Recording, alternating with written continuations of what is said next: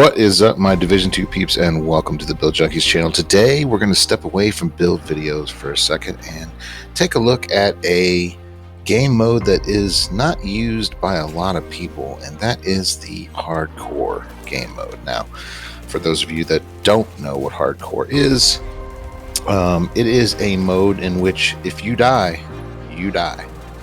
There's no coming back. You lose everything. You have no stash, so you're only able to keep and put builds together with gear and weapons that you are holding on your person. And you have to run through the entire game. There is no fast tracking to the New York DLC in order to get to level 40. You have to start at level 1, work your way all the way up to 30, and then work your way through the world tiers before you go to New York, and then work your way up to the level 40 and get your Shade Watch. Your Shade points do not transfer from your non-hardcore characters, so your Shade level is only what your Shade level is for that hardcore and not shared among your other characters. So there's a lot going on with it. It is an interesting mode. If you are a hardcore gamer, it is super intensive and super fun to do. Now, a couple things to note. What is the point of this? Why would you even want to do this? Well, there used to be a little bit of a leniency in the dark zones for running hardcore characters. Now, if you were to get your character up to 40 and run the dark zone, the possibility of being sweated by another player was very low because A, there wasn't a lot of people that actually had hardcore characters, and B, with the ability to lose everything that you've spent hours and hours and hours working towards, even if you did run into someone in the dark zone, it was very unlikely that they were going to want to go full PvP on you. Now, that has somewhat changed.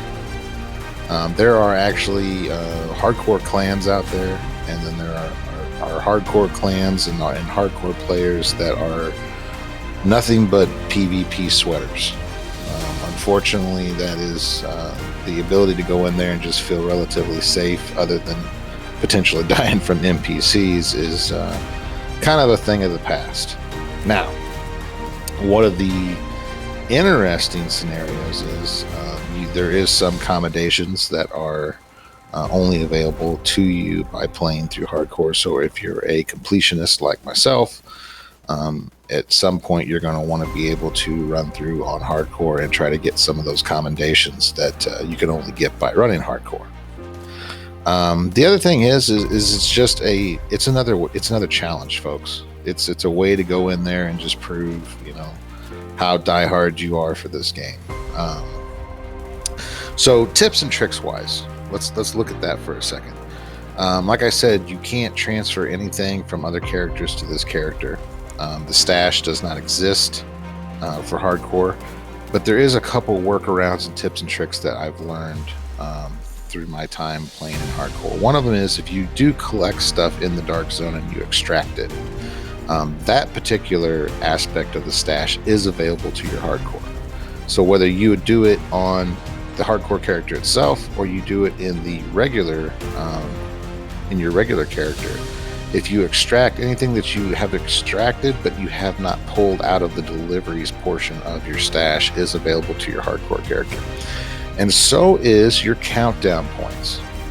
So if you play a bunch of countdown and you rack up a bunch of points, those points will transfer to your hardcore character. So you can use those points to go in and buy exotic weapons exotic caches to get weapons and gear, which is highly important on a hardcore character because the builds that you want to put together are pretty tailored towards hardcore gameplay.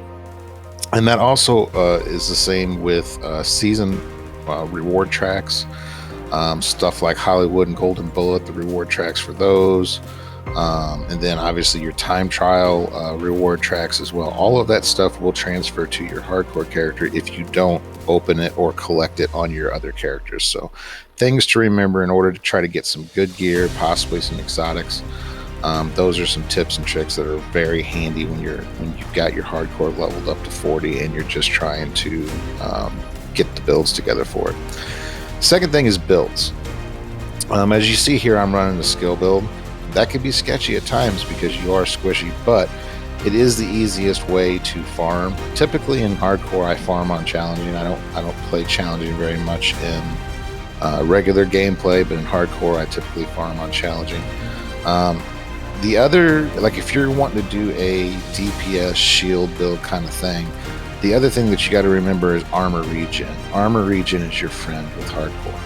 So make sure that you are utilizing as much armor regen or armor on kill, some way to pull your armor back if you get damaged. Because remember, folks, if you go down, you stay down.